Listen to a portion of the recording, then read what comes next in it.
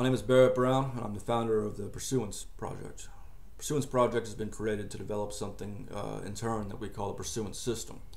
This, in short, is a visualized online space for mass collaboration. As we've explained in our attached materials, this is something that NGOs and nonprofits of all sorts, really any organization that agrees with our basic philosophy of open societies, can use to better mobilize their supporters and to better interact with one another, to better find points of mutual interest, overlapping strategies that might come into play on both sides in ways that are difficult to do and thus just not done right now. But I want to explain a little bit more about the other main function of this. Right now, we know from the last 10 years that there is a great deal that can be accomplished to the extent that we are able to successfully bring large numbers of people into some shared framework and let them self-organize into scalable, customizable entities. We've seen some successes in 2011, 2012 in particular, with crowdsourced research done, again, by people with no formal association with journalism in many cases, but who yielded a great deal of information, for instance, on the intelligence contracting issue in the U.S., certain surveillance and propaganda apparatus that were being developed and in some cases employed. The Team Themis scandal being the best example of that.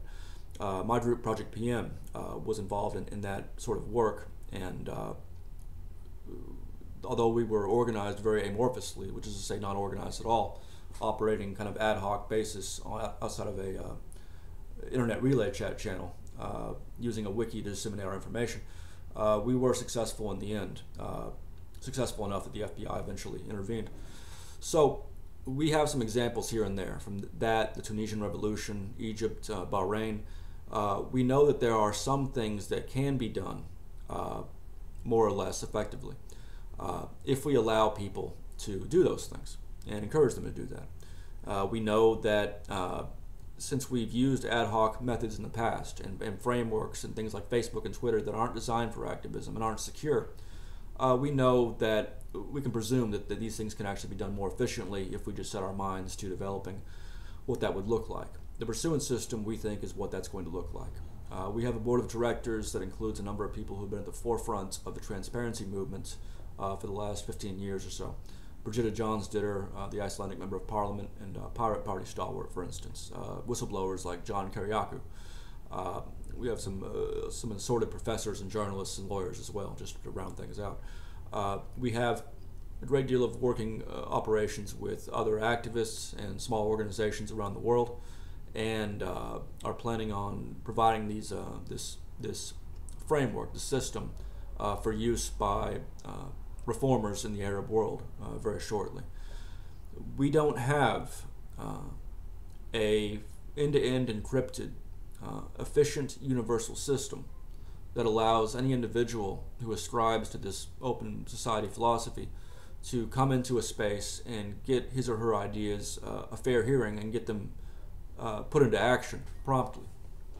We have amorphous versions of that, like Anonymous, which was problematic in a number of ways. We have a little bit more formal groups like Telecomics, which did a great deal of work in researching and spurring on traditional journalists to look into some of the issues that later came to the fore when Edward Snowden revealed all of his documents.